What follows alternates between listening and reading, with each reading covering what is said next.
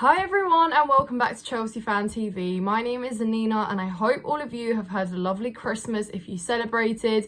I hope you're enjoying your week and also I hope that you are ready for Chelsea's return in the Premier League as we host Crystal Palace tomorrow. And sorry guys, this is really funny. If you've been following this show, you know it's called Round the Corner, but I think I want to rename it to Round in Circles because it seems that Chelsea just can't win a league game. Or when we do, we'll lose the next two.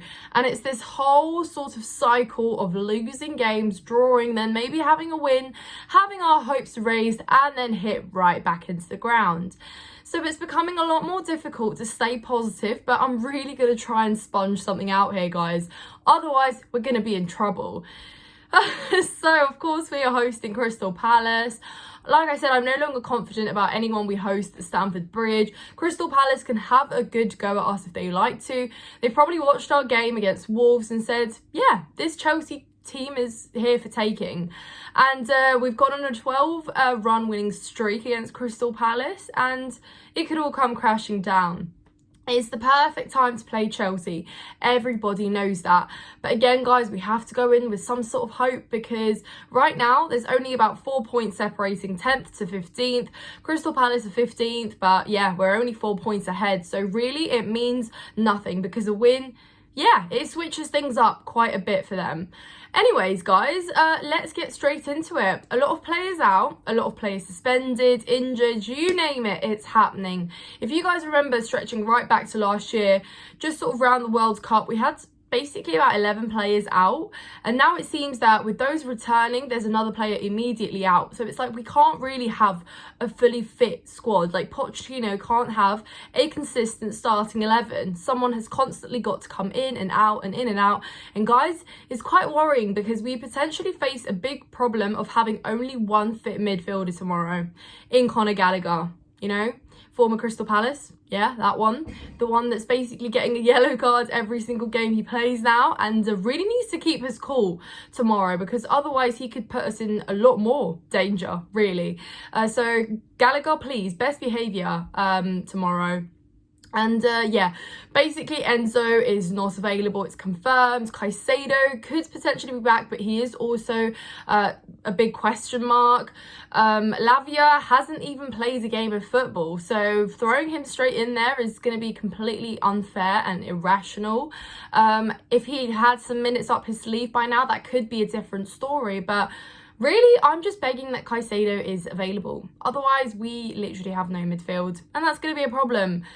Defensively, I think we set up in the same way as we did. Hopefully Gusto again is going to start on that right-hand side. I don't want to see this Sassy at right back and all of that. Just stop. Honestly, we don't need it. Gusto is a fit fullback and he needs to play there. He offers so much more than Sassy, and we really can't be inhibiting our creativity any more than it's already suffering. On the left, it's going to be Levi Colwill. Let's be real, he's not going to start Ian Maatsen. And I mean, okay, he's probably going to make a change, but equally I think in the centre-back pairing we'll have Thiago Silva and Badiashile. Badiashile, who has been making some very costly errors, two that have led to a goal to concede, and as much as I absolutely love him, he also needs to be a bit careful. Like, look, I know everyone's going to make mistakes. The best of defenders have made these mistakes. It's how he learns and grows, but really we just need to be very compact at the back. We need to be communicating, no silly errors, because again, like, we are our own enemies when it comes to that. We get punished because of our own faults. So yeah, really want to see just a strong back line tomorrow, everyone communicating, knowing their position, and everyone just being very aware of what their role needs to be. We spoke about midfield, and of course moving forward, the fact that we have Sterling and Palmer suspended means that we probably get to see some fresh legs in the name of Noni Madueke with Mykhailo Mudryk on the other side, which is an absolutely welcome front line, in my opinion. I have seen enough of Sterling, okay? So I'm not even bothered that he's suspended. The fact that he missed that chance, or missed the chance of passing the ball to Palmer on the right, or even Jackson, who also made the run, is enough to make me, make me angry and say I don't really want you in the starting 11. I mean, that is easily, you're looking at a different result on Christmas Eve, but very costly. So I think the whole fan base is collectively very unimpressed with how Raheem Sterling has been. And you know what, guys, we can cover for the inconsistencies of our younger players, but Raheem Sterling I have such a high expectation for, because he comes with that, you know, immediately. What is the excuse with you? You know, you just can't do that. I mean, you've got two players on your right and you've got a whole goal to pick from, and you're shooting at the keeper. Yeah, well done. Decision making at its finest. However, I am gutted about Cole Palmer, because like we've seen, he's really has been our bright spark in what has also been a dull season since the start. And he's been heavily involved in G&As. He showed so much composure, quality, everything, and most importantly, consistency. And now that has been obviously subtracted from tomorrow, so we don't have Cole Palmer. But you know, maybe this is going to be a lesson for him, because he easily could have prevented this. I mean, he kicked the ball away in a moment of anger against Wolves, and I mean a couple of other players did too.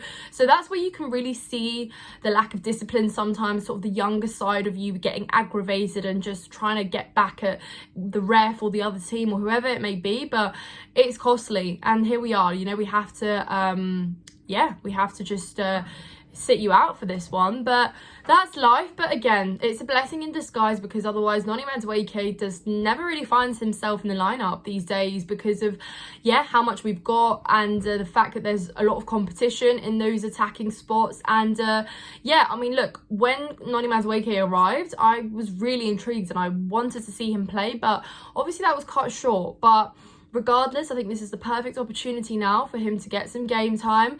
I think he's very confident moving forward as well. He likes to take on his man, and he is also good at crossing, I feel. So I think that's going to be very nice. And then equally on the other side, Mikhailo Mudryk, another player that has been building on some more confidence himself. He's had more to show, and I'm so sure that he is literally burning to play and show more of what he can do. He's still earning the trust of the fans. He's obviously still earning the trust of Pochettino as well, but he's obviously going to be starting.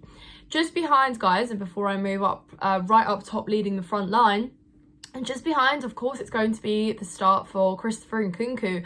I think it calls for it, because there's no other choice. Maybe if we had more to choose from and select a better midfield, or actually just a midfield in general, Christopher Nkunku probably wouldn't start. But, you know, you've got Palmer suspended, you've got midfield out. So I think there is no other choice than Nkunku starting. I mean, Poch's hands are really tied here, you know, but it's welcome.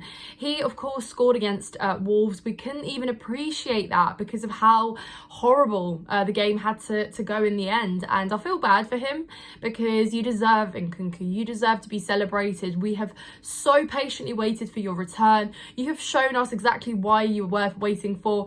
But again, just couldn't really celebrate it. A great finish, a really good header, very well timed, very well put away. But hopefully he can just bring that into the rest of the games that we have, and I'm so excited to see him in that role of the playmaker, the creator, helping us break down low blocks, and all of that jazz. And then right up top, again, our hands are really tied here. We don't really have a lot of selection, and we don't really have a very rich selection. It's either Broja or Jackson. And look, I know we've all, again, been very, very unimpressed with Nicholas Jackson. Myself mostly here. If you have seen my tweets, you will know that I've been so aggravated with Nicholas Jackson, and I've been very patient with him, but he's just been so costly in so many games. And I know that that's what it comes with when you're a young striker. You're still finding your feet, you're finding your way into the team to settle and this and that, but really there's just so much more you need to be doing.